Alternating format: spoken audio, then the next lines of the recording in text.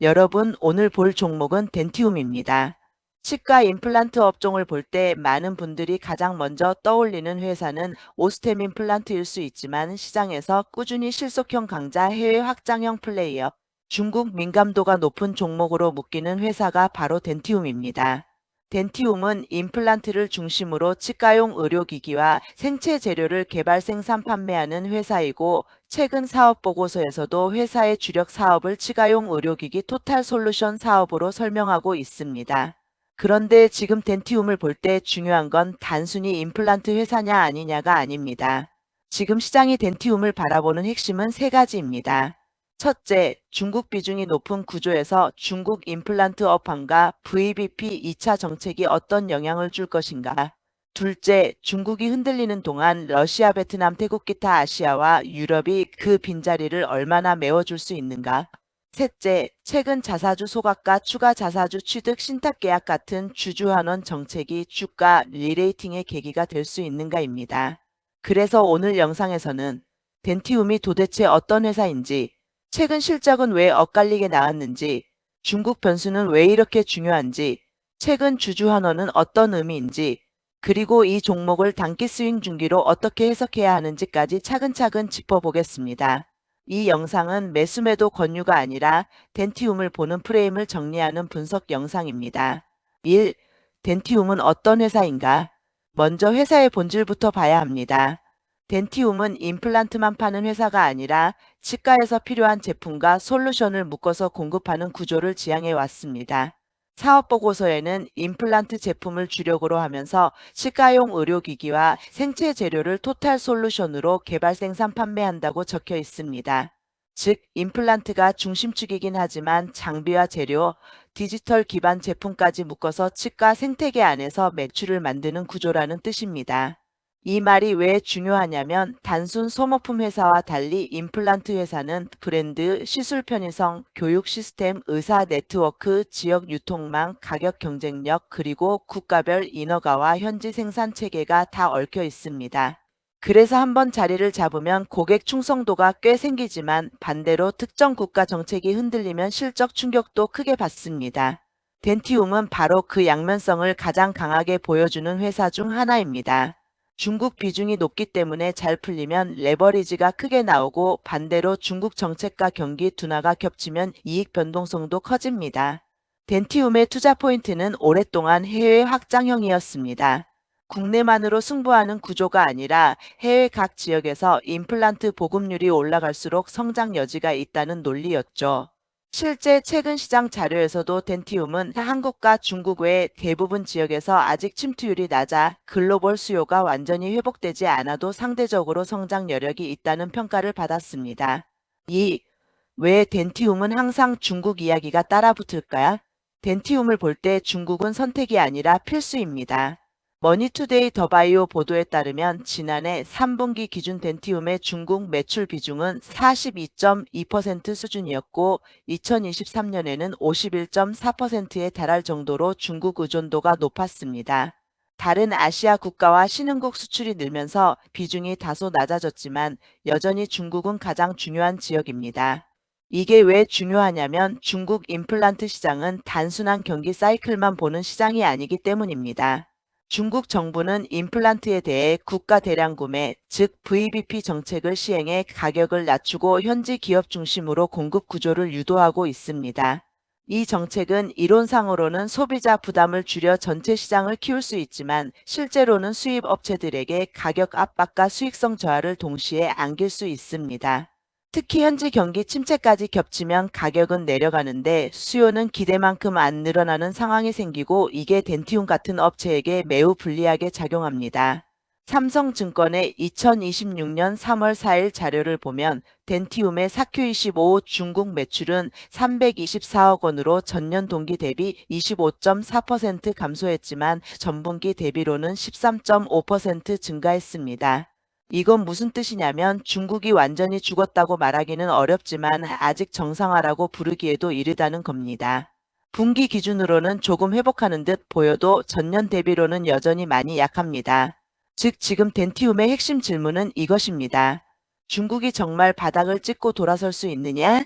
이 질문에 대한 답이 애매하기 때문에 덴티움 주가는 실적 숫자 하나만 좋게 나왔다고 바로 강하게 리레이팅되기 어려운 상황입니다. 시장은 중국이 회복되는지 가격이나 압력이 더 커지는지 VBP 2차가 실제로 어떻게 시행되는지 그리고 덴티움이 저가형현지 생산고마진 제품 다변화로 대응할 수 있는지를 같이 보고 있습니다. 3. 최근 실적은 어땠나 숫자만 보면 나쁘고 내용은 조금 복잡하다. 덴티움의 최근 실적을 보면 딱 한마디로 정리하기 어렵습니다. 2026년 3월 공개된 4Q25 리뷰에 따르면 4분기 매출은 1,091억 원, 영업이익은 265억 원이었습니다. 매출은 전년 동기 대비 8.1% 감소했지만 전분기 대비 39.5% 증가했고 영업이익은 전년 동기 대비 2.5% 감소했지만 전분기 대비 112.7% 증가했습니다. 영업이익은 컨센서스를 크게 웃돌았다는 평가도 나왔습니다.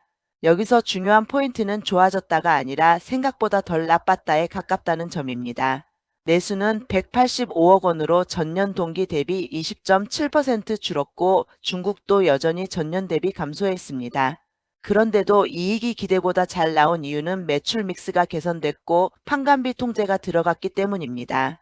상품 매출 비중이 낮아졌고 인건비와 대손상각비 감소도 반영되면서 영업 레버리지가 일부 회복됐다는 설명입니다. 하지만 여기서 끝이 아닙니다. 같은 자료를 보면 2024년부터 가동 중인 상하이 제조법인의 자산손상 평가로 영업배손실 220억 원이 발생했고 그 결과 당기순손실로 전환됐다고 나옵니다. 즉 영업은 예상보다 선방했는데 비영업단에서 큰 손실이 반영되면서 최종 순이익은 나빠졌다는 뜻입니다. 회사 입장에서는 비연금성 비용이라 추후 환입 가능성도 있다는 논리를 펼 수 있겠지만 투자자 입장에서는 결국 중국 사업의 질과 상하이 제조법인의 가동 효율성에 대한 의문이 남을 수밖에 없습니다. 이 종목이 어려운 이유가 바로 여기에 있습니다. 어떤 분은 영업이익 서프라이즈만 보고 좋아할 수 있고 또 어떤 분은 순이익 적자와 자산 손상만 보고 실망할 수 있습니다. 둘 다 틀린 해석은 아닙니다. 그래서 덴티움은 실적 발표 이후에도 방향이 단순하지 않은 종목입니다. 숫자 한 줄로 판단하면 안 되고 지역별 흐름과 이익의 질을 함께 봐야 합니다. 4. 중국만 안 좋았나? 다른 지역은 어땠나? 덴티움이 중국 때문에 힘든 건 맞지만 회사 전체가 다 무너진 건 아닙니다. 삼성증권 자료에 따르면 4Q25 기준 아시아 매출은 213억 원으로 전년 동기 대비 90.0% 증가했고 유럽은 364억 원으로 전년 동기 대비 2.3% 감소했지만 전분기 대비 121.1% 증가했습니다. 특히 유럽 쪽은 러시아 대량 선적 영향이 있었다고 설명합니다. 러시아, 베트남, 태국 같은 신흥시장 매출이 버팀목 역할을 하고 있다는 분석도 함께 나왔습니다. 이 대목이 굉장히 중요합니다. 덴티움의 강점은 중국 하나만 보는 회사가 아니라는 점입니다. 물론 중국 비중이 커서 충격도 크지만 동시에 러시아와 동남아 등 다른 시장 확장이 계속되면 전체 실적 충격을 완화할 수 있습니다. 실제 삼성증권은 러시아 연 매출 약 500억 원 수준, 베트남 200억 원 이상, 태국 100억 원 이상으로 언급하면서 EM 성장 지속을 포인트로 봤습니다. 다만 이걸 너무 낙관적으로만 보면 안 됩니다. 러시아나 일부 신흥국 매출은 환율, 지정학, 물류, 제재의 현지 수요 변동에 영향을 받기 쉽습니다. 한 분기 수치가 좋게 나왔다고 바로 장기 체력이 증명되는 건 아닙니다. 즉 중국 리스크를 다른 지역이 일부 상쇄하는 건 맞지만 완전히 대체한다고 보기는 아직 이릅니다. 그래서 덴티움은 여전히 중국 회복이 핵심 변수이고 다른 지역 성장은 방어막 혹은 시간 벌기 역할에 더 가깝습니다. 이건 긍정적이지만 동시에 한계도 명확한 포인트입니다. 5. 최근 공시의 핵심 자사주 소각, 배당, 그리고 추가 자사주 매입. 최근 덴티움에서 가장 시장이 반응한 부분은 실적만이 아닙니다. 주주환원 정책이 굉장히 강하게 나오고 있습니다. 먼저 2025년 8월 공정공시에서 덴티움은 기보유 보통주 244만 4,939주 즉 당시 총 발행 주식수의 22.09%에 해당하는 자사주 전량 소각 계획을 발표했습니다. 그리고 2026년 2월에서 3월 사이 실제로 244만 4,939주를 소각해 현재 보유 중인 자기 주식이 없는 상태라는 보도도 나왔습니다. 최근 사업보고서에도 2026년 2월과 3월 보통 주식 244만 4,939주를 이익 소각해 보고서 제출일 기준 발행 주식 총수가 862만 3,891주라고 적혀 있습니다. 그리고 여기서 끝이 아닙니다. 2026년 3월 25일에는 600억 원 규모의 자기 주식 취득 신탁 계약 체결이 공시됐습니다. 이 계약의 목적은 자기 주식 취득 및 소각을 통한 주주가치 제고이고 3월 24일 종가 기준으로 약 120만 1201주 수준의 취득 가능 물량으로 계산됐습니다. 즉 이미 대규모 소각을 해놓고 또다시 추가 자사주 매입에 나선 겁니다. 또한 2026년 3월 3일에는 보통주 1주당 600원의 결산 현금 배당도 결정했습니다. 배당 총액은 약 51.74억 원 수준입니다. 이걸 어떻게 해석해야 하느냐? 회사는 지금 시장에 우리도 주주 환원할 수 있다. 그리고 하겠다는 메시지를 보내고 있는 겁니다. 중국 변수 때문에 밸류에이션이 눌려있는 상황에서 자사주 소각과 추가 매입은 EPS 개선과 유통 주식수 감소 효과를 통해 주가 리레이팅의 최소 조건을 만들려는 시도라고 볼 수 있습니다. 실제 삼성증권도 주주환원 정책 시행을 통한 리레이팅 최소 조건 마련이라는 표현을 썼습니다. 다만 냉정하게 봐야 할 부분도 있습니다. 자사주 소각과 매입은 분명 긍정적이지만 근본적으로 영업의 방향성을 바꾸는 건 아닙니다. 중국이 계속 나쁘면 주주 환원이 버팀목은 될 수 있어도 실적 우상향 자체를 대신할 수는 없습니다. 즉 덴티움의 주주 환원은 안전판 혹은 밸류 하단 지지 성격이 더 강하고 본격적인 주가 재평가는 결국 중국 매출 회복과 이익 정상화가 확인돼야 완성됩니다. 이건 아주 중요합니다. 6. 행동주의와 지배구조 이슈도 봐야 한다. 요즘 덴티움을 보면 단순 실적주가 아니라는 느낌이 드는 이유가 있습니다. 행동주의 펀드 얼라인 파트너스가 덴티움 관련 문제 제기를 하고 있기 때문입니다. 2026년 3월 18일 이데일리 보도에 따르면 얼라인 파트너스는 특수관계자 거래 공시 오류 의혹을 제기하며 이사회 의사록 열람 등사를 청구했습니다. 이사회 감시 기능 점검 필요성도 언급됐습니다. 여기에 더해 ESG 측면에서도 덴티움은 우호적인 평가를 받고 있지 못합니다. 2024년 기준 딜사이트 보도에서는 한국 ESG 기준원 평가에서 환경사회지 배구조 부문 모두 최하위인 D를 받고 통합 등급도 D라고 짚었습니다. 2025년 제약바이오 ESG 관련 보도에서도 덴티움이 D등급 기업군에 포함됐습니다. 이 얘기를 왜 하느냐? 주식은 결국 숫자만 보는 게 아니기 때문입니다. 지배구조 논란이 커지면 기관 수급과 시장 프리미엄이 제한될 수 있습니다. 특히 해외 사업이 큰 회사일수록 내부 통제, 특수관계자 거래, 이사회 감시, 공시 신뢰도 같은 요소가 생각보다 중요합니다. 그래서 덴티움을 단순히 PER 낮네, 싸네로만 보면 함정에 빠질 수 있습니다. 저평가에는 이유가 있을 수 있고 그 이유가 해소될 때만 멀티플이 올라갑니다. 7. 증권가가 보는 덴티움의 핵심 논리. 최근 증권가 해석을 종합하면 덴티움을 보는 논리는 비교적 분명합니다. 하나는 중국 회복은 더딜 수 있다는 현실 인식이고 다른 하나는 그럼에도 다른 EM 성장과 주주 환원으로 리레이팅 시도를 하고 있다는 기대입니다.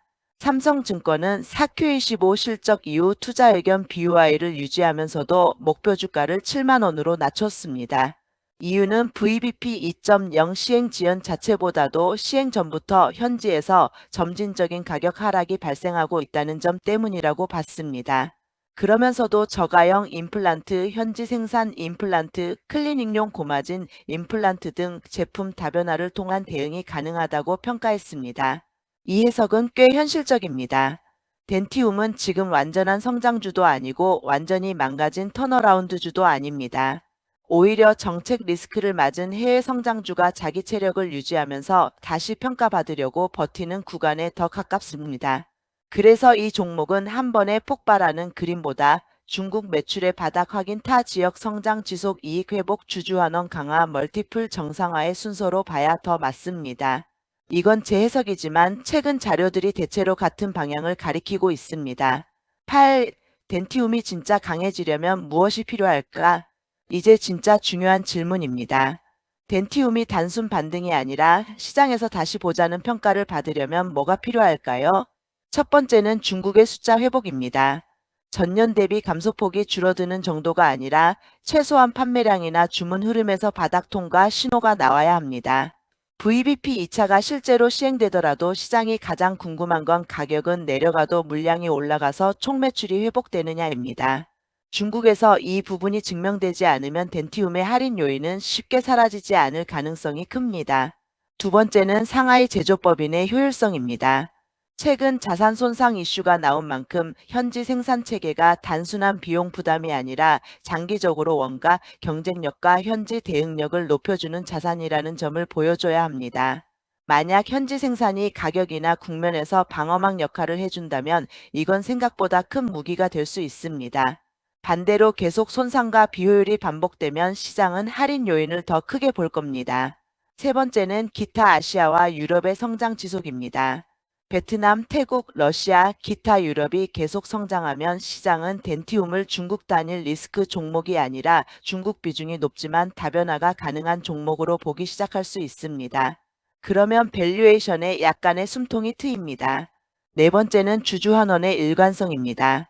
이미 대규모 소각을 했고 추가 600억 원 자사주 취득 신탁 계약까지 체결한 만큼 시장은 일회성 이벤트가 아니라 지속 가능한 자본 배분 철학을 보게 될 겁니다.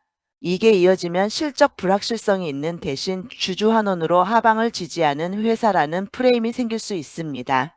9. 반대로 덴티움이 계속 눌릴 수 있는 이유는 무엇인가? 좋은 얘기만 하면 안 됩니다. 이 종목은 분명한 리스크도 있습니다. 첫째, 중국 리스크가 아직 끝난 게 아닙니다. 중국 경기, VBP 2차 시행 시점, 추가 ASP 하락 가능성, 수요 회복 지연 가능성이 모두 남아 있습니다. 덴티움의 중국 비중이 여전히 높은 만큼 여기서 한 번 더 실망이 나오면 시장은 기다려주지 않을 수 있습니다. 둘째, 실적의 질에 대한 의문입니다. 이번 4Q25는 영업이익이 선방했지만 판관비 통제와 매출 믹스 개선 같은 요소가 어느 정도 기여했고 비영업에서 상하이 제조법인 자산 손상으로 순손실이 나왔습니다. 시장이 원하는 건 비용 줄여서 지킨 실적이 아니라 매출이 다시 살아나면서 이익이 자연스럽게 개선되는 실적입니다. 그 단계까지는 아직 확인이 더 필요합니다.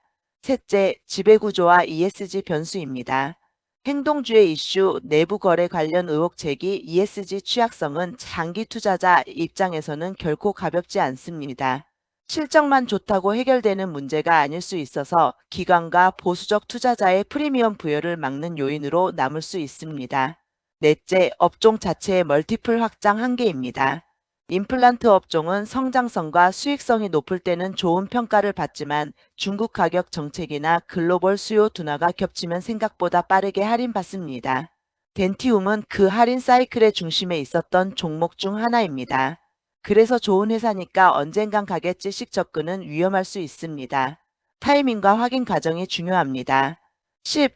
이 종목을 어떻게 봐야 하나 단타, 스윙, 중기 전략 해석. 이제 가장 현실적인 부분입니다.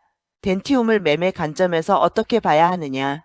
먼저 단타 관점에서는 이 종목은 뉴스 하나로 폭발적으로 시세를 주는 테마주형 성격보다는 실적과 정책, 주주환원 이슈에 반응하는 쪽에 더 가깝습니다.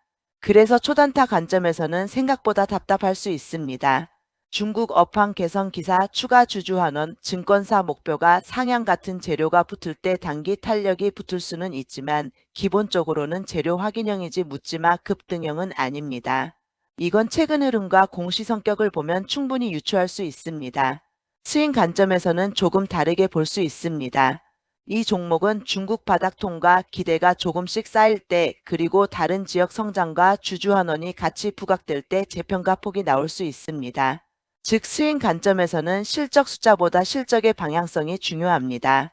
매출 전년 대비 감소폭이 줄어드는지 중국 전분기 회복이 이어지는지 상하이 제조법인 관련 부담이 완화되는지 그리고 주주환원 기조가 이어지는지를 봐야 합니다. 중기 관점에서는 더 냉정해야 합니다. 이 회사를 중기로 보려면 결국 두 가지를 믿어야 합니다.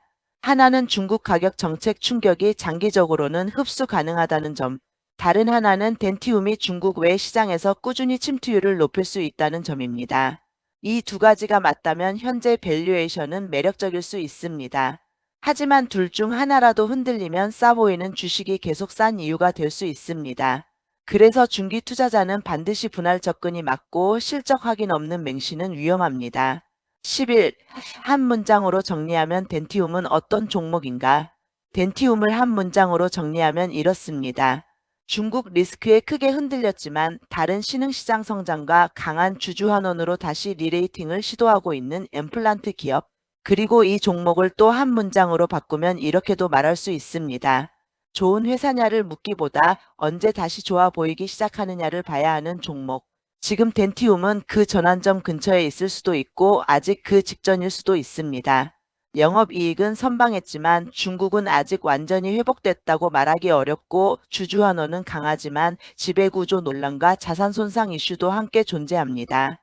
그래서 이 종목은 흑백으로 판단하면 안 됩니다. 좋다, 나쁘다 둘 중 하나로 자르는 종목이 아니라 좋아질 조건과 나빠질 조건이 동시에 살아있는 종목입니다. 12. 여러분, 덴티움은 지금 당장 가장 화려한 종목은 아닐 수 있습니다.